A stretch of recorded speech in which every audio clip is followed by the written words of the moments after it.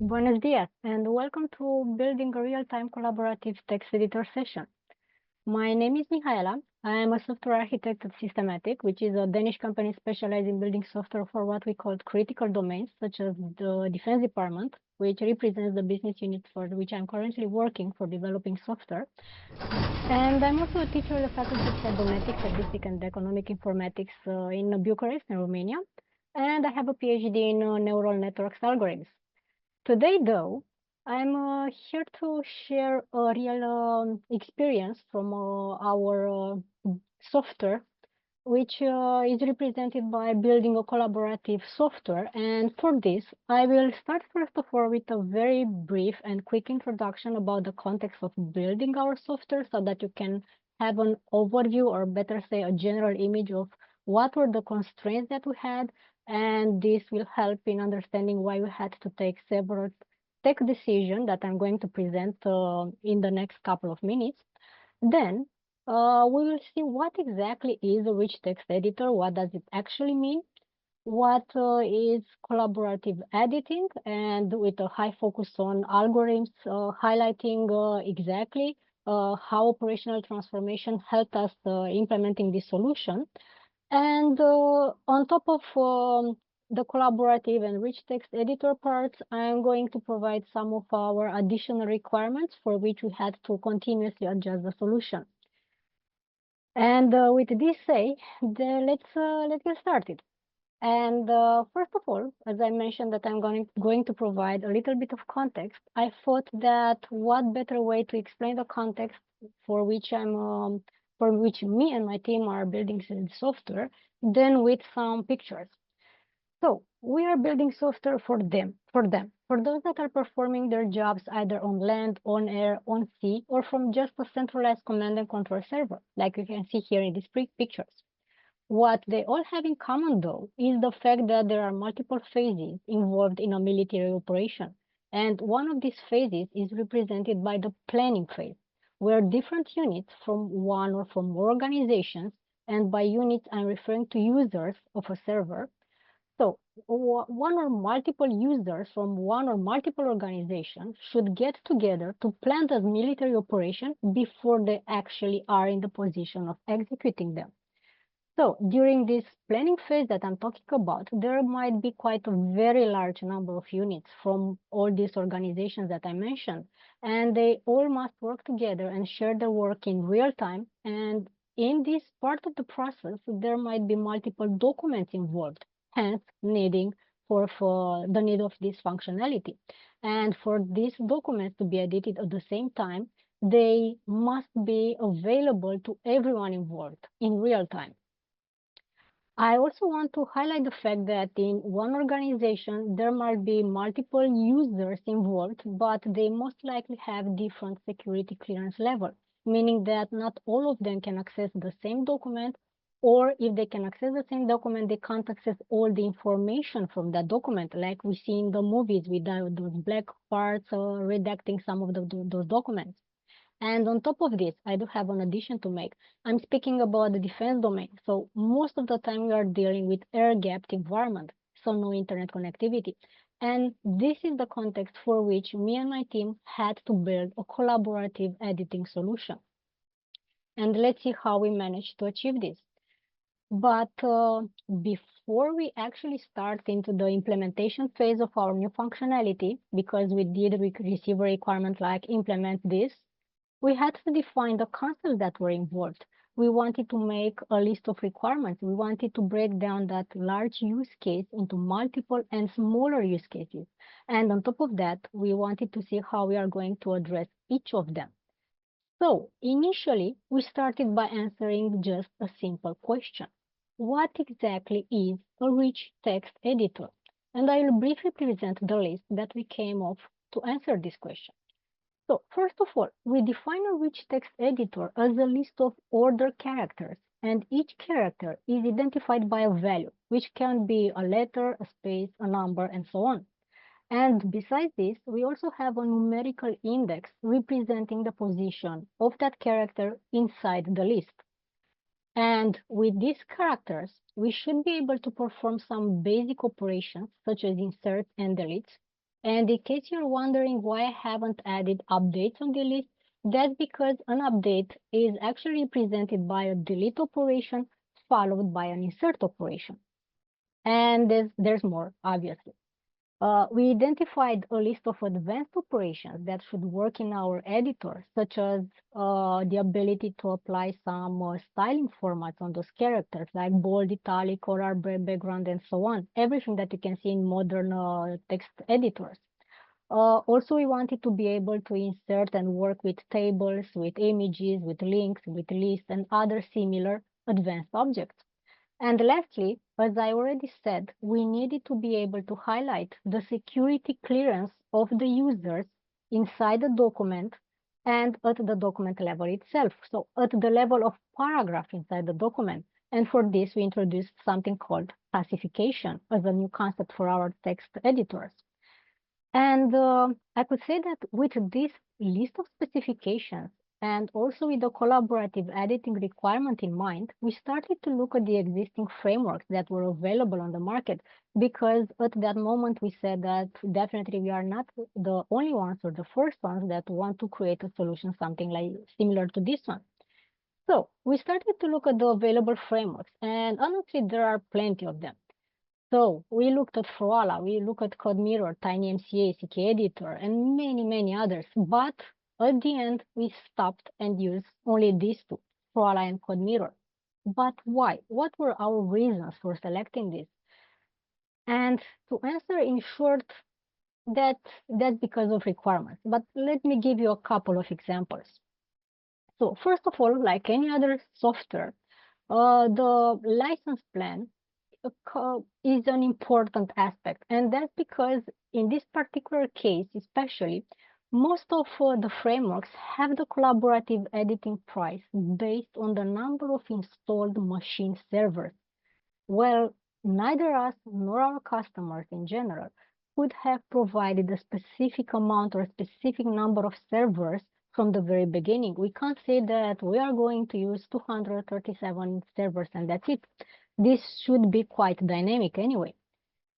And also the support cost also counted, because we needed a lot of customizations for our UI, as an example, and a lot of other changes anyway. So this was also a strong argument for us. We removed from the list those that didn't have a good license in terms of collaborative editing, those that also didn't weren't okay in terms of support cost, but also we had to remove some of the frameworks that had a condition of forcing us to share our code to the community. And even though we strongly believe that this was a good idea, we can't do that. And that's because the defense code should be highly secured. And not even internally in our own company, people from other projects can't have access. So we couldn't share the code with the community. So some of the frameworks were removed from the list because of this. And speaking of code, as I started this discussion, another argument in the process of selecting a framework was related to the release history. So we definitely didn't want to select a framework that wasn't maintained anymore, that didn't had a single update, for example, in the last 2 years. And lastly, and once again, something quite deciding, we had to look at the compatibility between each of the frameworks that we are analyzing and the libraries that we were already using. On the backend side, everything was working correctly, and that's because we have Java and Scala. A combination of them, they can work with anything. But in terms of client side, we have Angular, and some of those frameworks only worked with React, for example, and we weren't willing to change our entire client architecture or make workarounds just for a third-party framework. Hence, all of these items that I have just listed represented some decisions for which we ended up with CodeMirror and Froala on the client side. But we still didn't find a solution for the collaborative editing part, and that was something that we had to build in-house ourselves. But I keep repeating collaborative editing, and I haven't yet defined it. What does exactly mean collaborative editing? So at this point, we wanted to have the capability of having multiple users from multiple locations to be connected at the same time on the same document. And more than that, we wanted to be able to have a local copy of that document that will be available to each user local environment so that they can open it in their own browser. And we also wanted that all those users that were connected on the same document to be able to make changes, to edit that document, and all of those changes made by a user to be available to everyone else. So this was our goal, our task. And I believe that so far it seems easy, no? But how does a solution to accomplish this collaborative editing with everything that I just listed in mind? Well, as developers, we started to think of how Git works because we are using Git in our development environment. So we started to explore it a bit because we consider that they pretty much work similar to what we wanted to achieve. So let's take an example. We have a file with a version 1.0, for example, and 2 users. First user makes some changes, ends up locally with a file of the version 1.1. Let's simplify it like this. User 2, at the exact same time, at the exact same location in the document, makes another change, and on his own local copy, he ends up with a version of the file 1.2. Let's say that user 1 is a bit faster than user 2, so he managed to push the changes and merge them. User 2, a bit slower, tries to do the same, but at this point, conflicts appear while he tries to merge the changes. So he needs to fix the changes locally, push the changes again, and eventually he or she will be able to merge them. And eventually, both users will end up with a version of the document that looks similar. Well, we said that this might look like a solution for us, but not a perfect one. And that's because part of this process is actually great, only if we compare it to other ideas that we had. And for example, I can say that we were thinking of locking the document, making changes, unlocking the document, but this is only if we assume that our changes will go first. Because otherwise, if you and I are making changes on the exact same document at the exact same location, we wouldn't want to be interrupted every minute or every second to fix conflicts. So in other words, if our collaborative solution would have followed these principles, those of Git, our solution would have been unusable. But on the other hand, conflict appears only if we are editing the same document as mentioned at the exact same location, and this is very important because it might not be that common. But when this happens, what if we wouldn't be bugged about it? What if our software would do its best guess and fix those conflicts automatically for us? And in case it gets wrong, well, then one of the users can simply fix it. And you may think that what I've just mentioned sounds wrong. And in theory, you're probably right, and I totally agree. But in practice, this works fine. And that's because the system doesn't necessarily need to be right all the time. But it is essential to be consistent and to keep the user intent. And at this moment, we have defined the collaborative editor concept by 2 keywords, and those are represented by consistency and responsiveness. So we need our document, our text editor, to be consistent and responsive. But let's see what they actually represent, and I will start with consistency, which means that it doesn't matter how the conflicts are resolved, it matters that they are resolved in the same way all the time. And let's take an example. Let's assume that we have 2 users at the beginning, user 1 and user 2, and an empty version of the document. Nothing has been written yet. If user 1 types in the word collaborative, his intent is to have collaborative in the final version of the document. And if user 2 types editor at the exact same spot at the exact same time, then our 2 copies of the document should eventually end up exactly the same, whether that is collaborative editor or the other way around, the document needs to be consistent. So what we want is that our editor to be consistent, not to prompt for manual conflict resolution, and to quickly respond to the person using it. So we want other people editing our document to see our changes and everything to be done as fast as possible. How can we make this work? And once again, let's take Git as an example, as a source of inspiration from where we can start. And in particular, we started to look at this point to Git diff, which unfortunately doesn't say too much. So line 1 has changed from this to this, but it is hard to see the intent in a diff. So a better way is to think in terms of actions that the user has performed. And this is the approach that we considered for our implementation, to build operations that have type of actions, position details, and the text or the object that got inserted or deleted based on the type of the operation. As I did mention at the beginning, there are two types of operations that can be performed on those characters. And in this specific example, in this particular example that I'm showing here, we have an insert operation at position 14 where we added the text editor. And when I apply an operation, because this will be an object that is transmitted through WebSocket as notifications based on our solution, our implementation. And when I apply this operation, I should get the same consistent document at the end for all the users. And let's return to the example that we have seen previously and see how the operation should be applied if we use it as notification.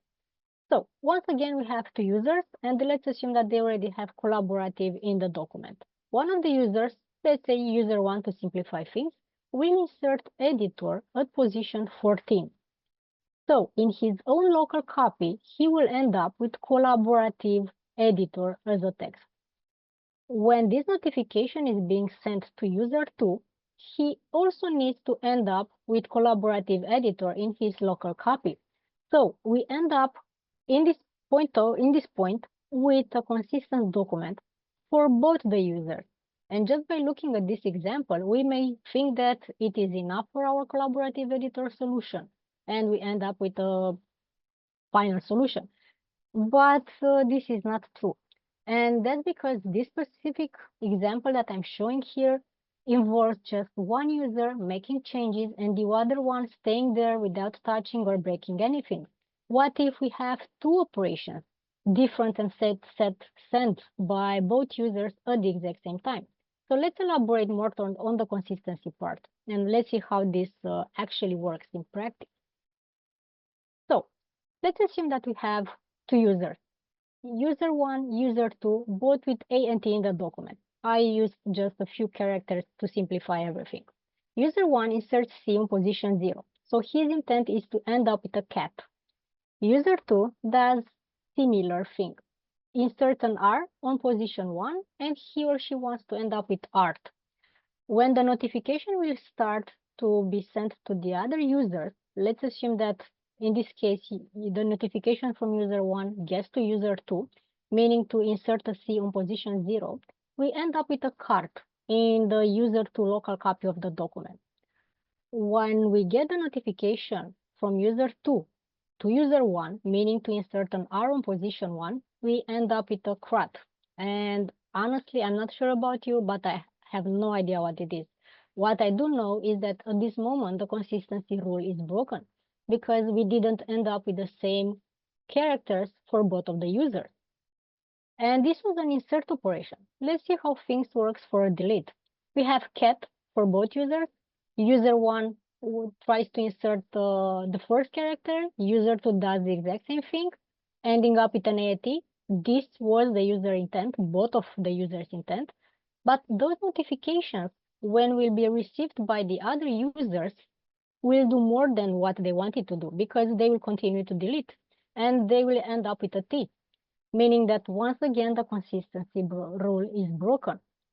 And therefore, there should be other things that we need to consider to make sure that our document is consistent. And these things are represented by commutativity and idempotency. These two mathematical basic operations, commutativity and idempotency, will ensure what we need to do to ensure we have a consistent document and a collaborative editing solution. Let's put some definitions on these two keywords that I've just introduced. By commutativity, it means that the same operation should produce the same result no matter the order of the operations. And the most simple example that we can take is a simple sum between A and B. No matter that we have A plus B or B plus A, we should get the same result. And secondly, idempotency means that a repeated operation should produce the same result. And here we can think of A multiplied by 1 several times, which should always produce the same result, in this case, to end up with an A. And one of the mathematical solutions that can be used to solve all of these problems and address commutativity and idempotency is represented by operational transformation. And this is purely an algorithmic solution with a lot of rules. And this is what we implemented. We have a lot of maths in our code that ensures the collaborative editing works correctly, no matter what we are typing or how many users are typing in that document. And let's dig a bit more in this operational transformation solution. So it is based on a set of operations, but we apply those algorithms that transform the operations prior to actually applying them to each user local copy of those documents. And let's see in practice how they actually work, because they rely on the numerical indexes of the positions of the character. And let's return a bit to those two examples that we have previously seen.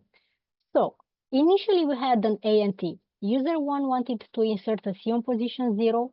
User 2 wanted to insert an R on position 1. When we get at user 1 the notification from user 2, we need to look at other parameters and apply an operational transformation solution on the numerical index where that character will be inserted. And in this case, we need to look at what was on the left and on the right side of that character that was inserted. And in this case, we won't insert it on position 1 because it was supposed to be between A and T, which means it needs to be inserted on position 2. And the same logic will take place for the notification received from user 1 at user 2. We were supposed to insert C before A, which was the first character inserted on position 0. As a coincidence, this will remain as it is. But if it was another example, another index, another set of characters where we wanted to insert this, it would have been translated as well. And in this case, we can say that the document is consistent. Let's see the other operation. We had idempotency, we had cat, and both of those users wanted to delete a single character on position 0. And through those operational transformation algorithmic solutions that we have implemented, we can now identify when we get the notifications that this operation was already applied and we won't do anything. So we will simply skip the solution. And once again, we can say that the document is now consistent. And yes, in this moment, we can say that we have a solution.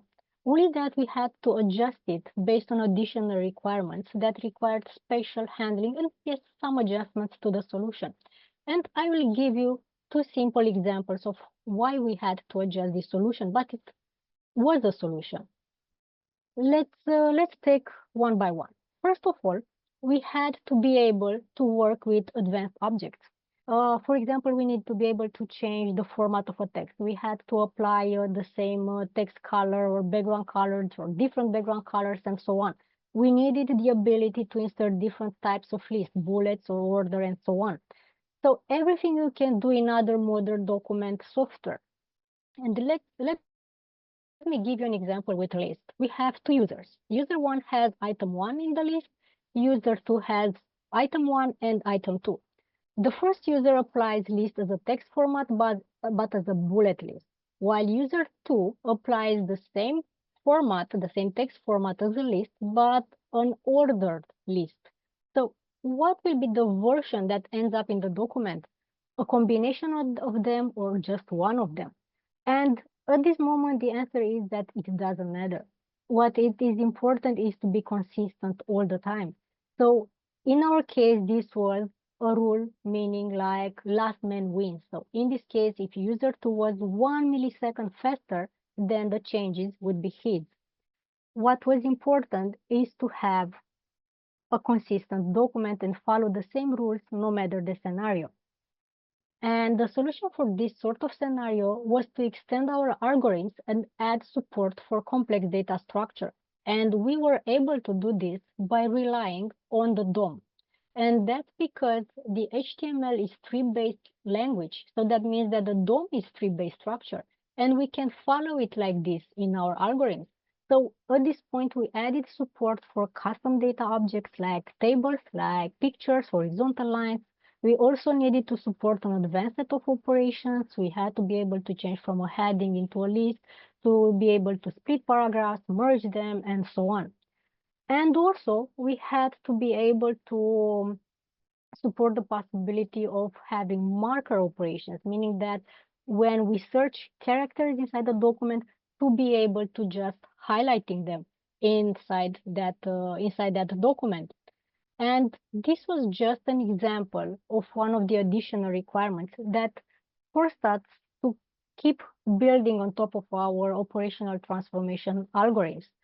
And with this example in terms of additional requirements, this concludes my presentation for today. To sum up, we have seen the functionalities that we offered for our embedded text editor solution, how we used operational transformation to address the collaborative part, and one of the challenges that we had as an additional requirement and how we managed to address them. So thank you for attending, and I wish you a pleasant day ahead.